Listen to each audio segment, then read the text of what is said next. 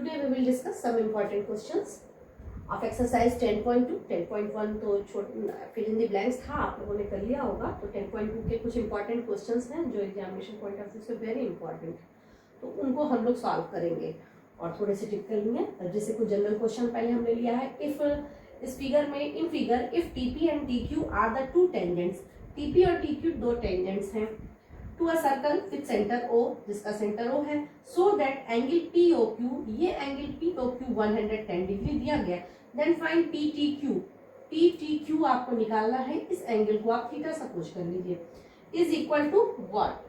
तो objective type के questions में भी आ सकता है, जैसे आपको वैल्यू दे दिया 110, 70 डिग्री, 160, 275 डिग्री, कोई चार आंसर दे दिया। अब आप इसको कैसे करोगे? तो ये देखिए एक क्वाड्रिलेटरल फॉर्म हो रहा है। हमको पता है अगर टीपी एक परपेंडिकुलर, टीपी टेंजेंट है, then TP is perpendicular to OP, यहाँ 90 डिग्री का एंगल फॉर्म होगा, and therefore angle OPT is equal to 90 degree. TQ is perpendicular to OQ, therefore angle, ये एंगल भी 90 डिग्री का फॉर्म हो जाएगा, angle O Q P is equal to 90 degree. अब आप इसको देखिए तो पी टी क्यू ओ एक क्वाड्रिलेटरल फॉर्म हो रहा है और क्वाड्रिलेटरल के चारों एंगल का सम 360 डिग्री होता है। Therefore O P T Q be a quadrilateral.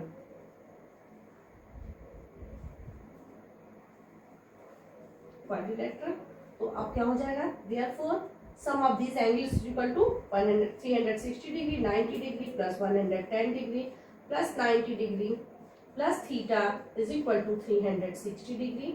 यहाँ से आप थीटा को इवेल्युएट कर लीजिए। Theta is equal to 180 plus 280, 290, 360 minus 90 degree, 290 degree, sorry 90 90 180, 280 और 180 और 280, 290 हो गया। तो 290 इसमें से माइनस होगा तो ये 70 डिग्री आ जाएगा, ये आंसर होगा। तो आप इस तरीके से क्वेश्चन को सॉल्व कर सकते हैं। ये 1 मार्क्स में इस तरह के क्वेश्चन पूछता है। फिर क्वेश्चन नंबर 5 है, prove that tangents are drawn at the ends of diameter of a circle are parallel.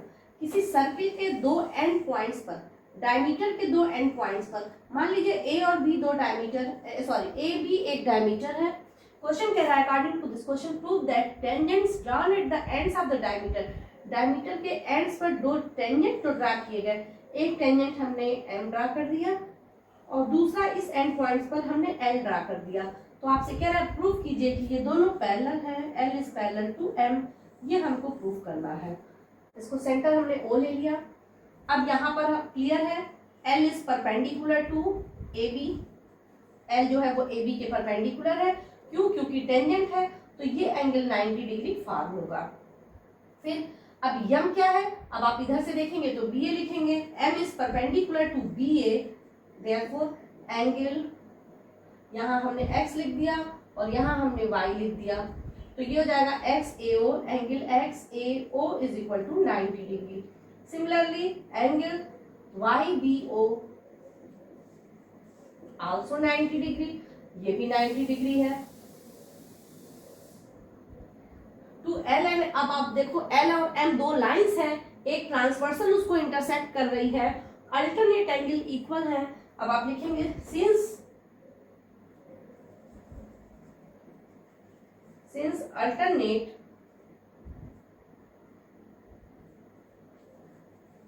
Angles are equal, therefore L is parallel to M, इसलिए एल एम के पैरेलल हो जाएगा। Now note it. Now question number 7 of exercise 9.2. Two concentric circles are of radii 5 cm and 3 cm. Concentric circle किसे कहते हैं? ऐसा circle, ऐसे दो सर्कल जिनके सेंटर क्या हो? सेम हो। तो अगर ये O सेंटर का एक सर्कल हमने लिया, दूसरा सर्कल भी हमने इसके साथ ही ले लिया, दोनों का सेंटर O है। अब आपसे क्या कह रहा है? Find the length of the card of the larger circle. Larger circle के उस कार्ड को फाइंड आउट कीजिए। लार्जर सर्किल विच टचेज, ये यहाँ गलत लिखा है, विच होगा,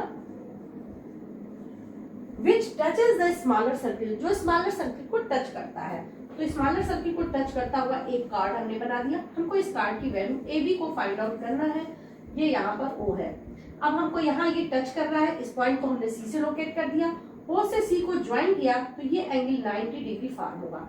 अब अगर हम बड़े वाले सर्किल C1 को ले लें, ये सर्किल C1 है और ये सर्किल C2 है, तो बड़े वाले सर्किल के लिए आप देखिए कार्ड है और सेंटर से जो हम परपेंडिकुलर ड्रा करते हैं वो कार्ड को बाइसेक्ट करता है।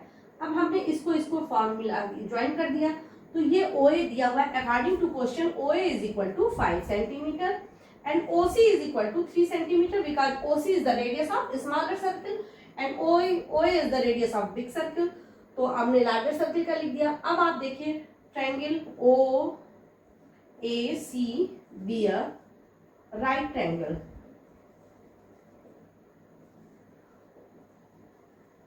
ये राइट ट्रायंगल है, तो इसका मतलब अब हम इसमें पाइथागोरस थ्योरम अप्लाई कर सकते हैं। तो पाइथागोरस थ्योरम अप्लाई करेंगे तो OA square is equal to OC square plus AC square, 5 square is equal to 3 square plus AC square. यहाँ से AC की वैल्यू आ जाएगी 4 सेंटीमीटर। AC की वैल्यू आ गई, therefore chord AB is equal to 2AC that will be equal to 8 centimetre. तो ये इस तरीके से क्वेश्चन सॉल्व होते हैं। आपको परपेंडिकुलरिटी दो ही थ्योरम, आपको एक परपेंडिकुलर से जो बाहर से हम टेंजेंट ड्रा करते हैं इक्वल होते हैं और एक रेडियस टेंजेंट का परपेंडिकुलर होता है। इन्हीं दो थ्योरम को यूज करके हमको क्वेश्चन को सॉल्व करना है। Question number 8, a quadrilateral ABCD is drawn to circumscribe a circle, prove that AB plus CD is equal to AD plus BC। Opposite sides का सम इक्वल होता है, ये हमें प्रूव करना है। हमको कुछ भी नहीं दिया, बस ये फिगर में ये दे रहा है कि इसको टच करता हुआ एक हमने क्वाड्रिलेटरल फॉर्म किया है।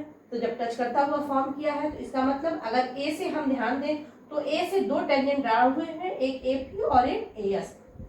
तो therefore AP is equal to AS, equation number 1। BP is equal to BQ, equation number 2। ये हो जाएगा BP is equal to BQ है। ऐसे ही CR is equal to CQ है, CR is equal to CQ। ठीक, BR is equal to BS है। I think चारों में लिख लिया है। देखिए डी पॉइंट से BR is equal to BS, CR is equal to CQ, BP is equal to BQ। ये हमारे पास हो गए।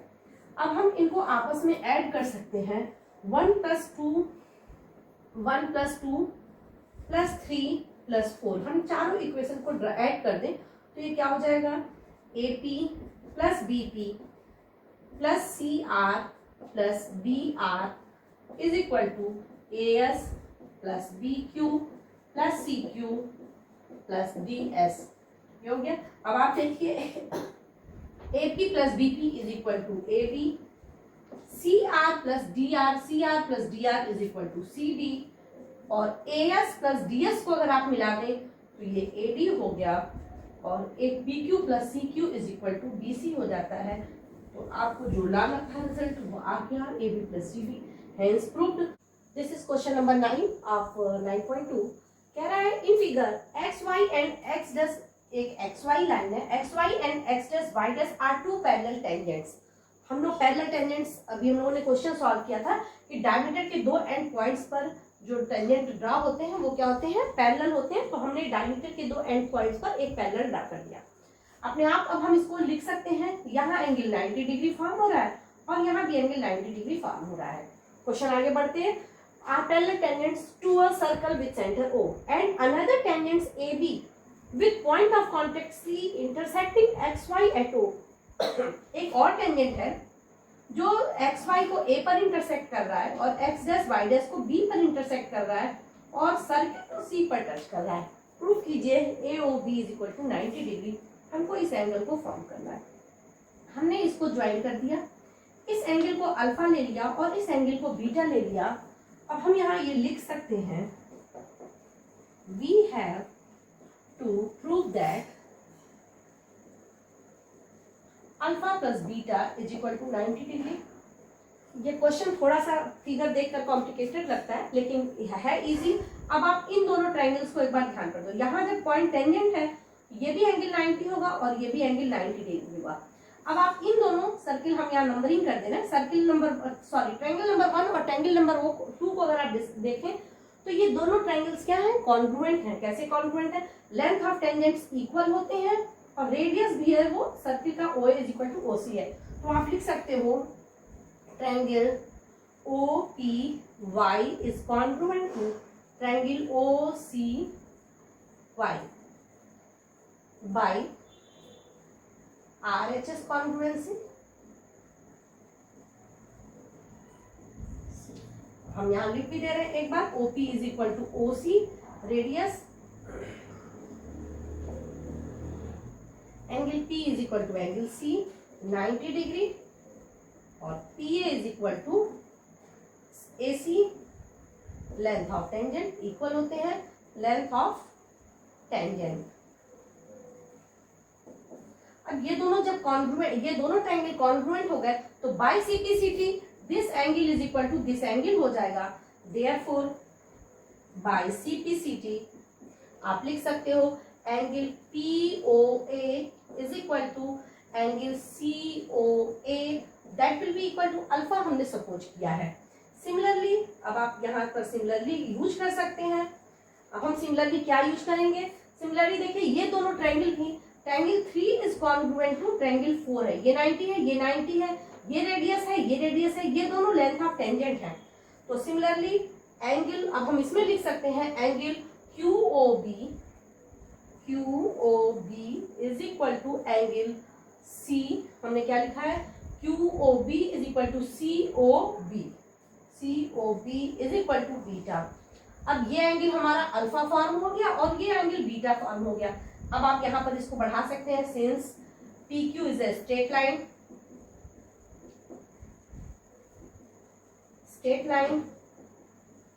therefore angle alpha plus beta is equal to 180 degree.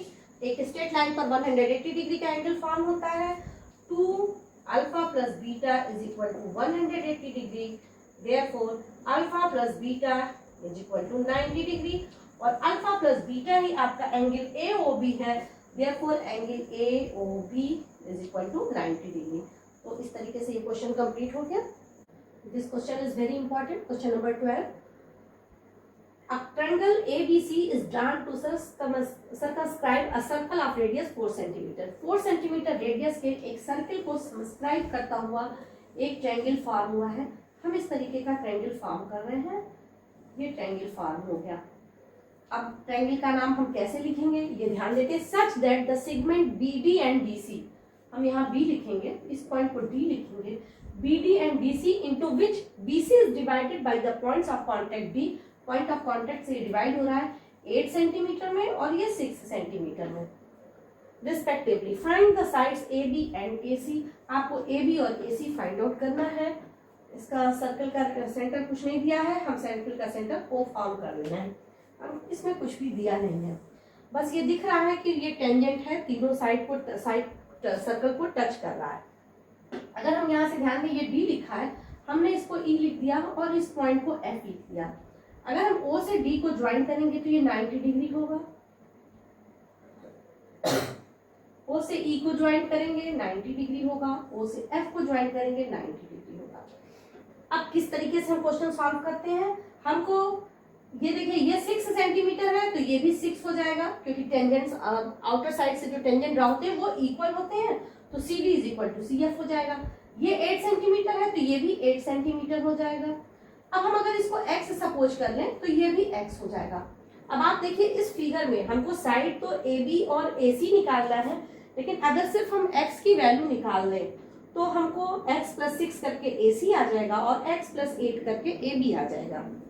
तो अब कैसे हम निकालें, हमको x को इवेल्युएट करना है, इसका मतलब x में एक रिलेशन चाहिए। रिलेशन एस्टेब्लिश करने का तरीका क्या है, हम इस ABC ट्रायंगल का एरिया दो तरीके से निकालेंगे। एक तरीका क्या है, हम इस ट्रायंगल का एरिया, ये जो ट्रायंगल फॉर्म हो रहा है इसका एरिया प्लस इस ट्रायंगल का एरिया, इन दोनों इस ट्रायंगल का एरिया प्लस इस ट्रायंगल का, तीनों का एरिया निकालकर ऐड कर दें। मतलब area of ABC is equal to area of OBC plus area of O A B plus area of O C A, ये तीनों का एरिया ऐड कर दे तो हमको ए बी सी का एरिया आ जाएगा। तो हम एक ये तरीका है ए बी सी का एरिया निकालने का। दूसरा हम लोगों ने हीरोन्स फार्मूला पढ़ा है, हम हीरोन्स फार्मूला के बेसिस पर इस ट्रायंगल का एरिया इवेलुएट कर सकते हैं। तो अब area of A B C हमने कैलकुलेट कर लिया, हाफ।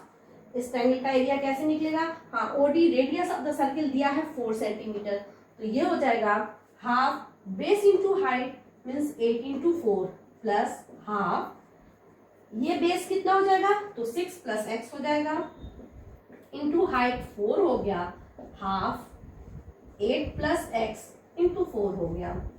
ये एक हमने इसको कैलकुलेट कर लिया 4। अब इसको कैसे हम निकाल सकते हैं, 4/2 मतलब 2 हो गया हर जगह, हमने 2 को कॉमन ले लिया तो बच क्या गया 8 plus 6 plus x plus 8 plus x 2, ये हो जाएगा ये 1 मिनट 6 प्लस हाँ 8, यहाँ 8 रह गया है 16 6, या इसमें से कुछ कॉमन हो सकता है क्या, आप देख लीजिए हाफ 8, ये हमने यहाँ पर गलत लिखा है, ये बेस इसका 8 प्लस 6 14 होगा, 14 इंटू हाइट, तो ये यहाँ 14 हो जाएगा, इसीलिए 14 प्लस 6 20 और 28, तो 28 प्लस 2x हो गया, यहाँ से आप 2 को कॉमन ले सकते हो, 4 इंटू एक्स प्लस 14, ये एरिया ऑफ द ट्रायंगल हो गया। हमने इसको इक्वेशन नंबर 1 फॉर्म करके लिख दिया है। अब दूसरा तरीका क्या है, अब हम इस ट्रायंगल का एरिया और किस तरीके से निकालेंगे, तो हीरोन्स फार्मूला से निकालेंगे। हम पहले यहाँ से सॉल्व कर रहे हैं लगाना, तो हीरोन्स फार्मूला के लिए हम क्या करते हैं, एस को इवेल्युएट करते हैं। एस क्या होता है, a plus b plus c by 2 होता है, तो आप एस कैलकुलेट कीजिए, 14 plus 8 plus x plus 6 plus x by 2, ये हो जाएगा 14 plus 14 28 plus 2x by 2 is equal to x plus 14 हो गया। Therefore area of A B C is equal to under root. अब हम कैसे निकालेंगे, फॉर्मूला एक बार हम लिख सकते हैं, फॉर्मूला हम यहाँ लिख दे रहे हैं, area is equal to under root S minus A S minus B S minus C, ये हीरोन्स फार्मूला होता है। तो अब हम यहाँ लिखेंगे, एस हो जाएगा एक्स प्लस 14, एक्स ए की वैल्यू क्या है, आप यहीं पर आप इंडिकेट कर दीजिए, ए इज इक्वल टू 14 है, b is equal to 8 plus x है, और सी इज इक्वल टू आपकी ए इज इक्वल टू 14 है, b is equal to 6 plus x है, बी के साथ अपोजिट साइड को हम बी बोलते हैं, और ये 8 प्लस एक्स है। तो अब आप जब इसमें पुट करोगे, एस माइनस ए करोगे तो 14 प्लस एक्स माइनस 14, तो एक्स हो जाएगा, एक्स एस माइनस बी करोगे तो x से x कैंसिल हो जाएगा, और 14 माइनस 6 8 बचेगा, और आप x प्लस 14 माइनस दिस करोगे तो भी x कैंसिल हो जाएगा, इंटू 6 आ जाएगा। अब इसको हमको सिंप्लीफाई करें, अब दोनों क्या है, यहाँ पर इक्वेशन नंबर हम 2 लिख देंगे, from 1 and 2 x 4 into x plus 14 is equal to under root 8 6 या 48 x plus 14। अब इसको सिंप्लीफाई करने का क्या तरीका है, अब इसको सिंप्लीफाई करने का एक ही तरीका है, जब स्क्वायर एक तरफ इसको स्क्वायर रूट रहता है और दूसरी तरफ नहीं रहता है तो हम होल स्क्वायर कर देते हैं। होल स्क्वायर करेंगे तो 16x plus 14 का whole square is equal to 48x plus 14, 16 3 जा 48। यहाँ बहुत बच्चे गलती करते हैं, x plus 14 से x plus 14 एक ब्रैकेट कैंसिल कर देते हैं, जबकि ये कैंसिल नहीं हो सकता। अगर x plus 14 की वैल्यू कंफर्म हो कि ये 0 नहीं है तब हम उससे डिवाइड कर सकते हैं, लेकिन ऐसा कहीं हमको इंडिकेट नहीं किया है, तो उस कंडीशन में हम इसको ट्रांसफर करते हैं, x plus 14 whole square minus 3x x plus 14 is equal to 0। अब हम क्या करेंगे, x plus 14 कॉमन ले लेंगे तो ये आ जाएगा x plus 14 minus 3x is equal to 0। अब ये x plus 14 एक बार और लिख लेते हैं, x plus 14 into 14 minus 2x is equal to 0। ये x plus 14 0 नहीं हो सकता, नॉट इक्वल टू 0, क्यों 0 नहीं हो सकता है? इसलिए क्योंकि x निगेटिव आ जाएगा और निगेटिव वैल्यू साइड में निगेटिव लेंथ कंसीडर नहीं किया जाता है, निगेटिव नहीं होता है, length of the side negative नहीं होगा। Therefore 14 minus 2x is equal to 0. This implies that x is equal to 7 centimetre. x की वैल्यू 7 आ गई। जब x की वैल्यू 7 आ गई तो AB is equal to हो जाएगा 8 plus x, that is 8 plus 7 is equal to 15 centimetre, और AC is equal to आ जाएगा 6 plus x, that is 6 plus 7 is equal to 13 centimeter. Now this question is complete. Note it.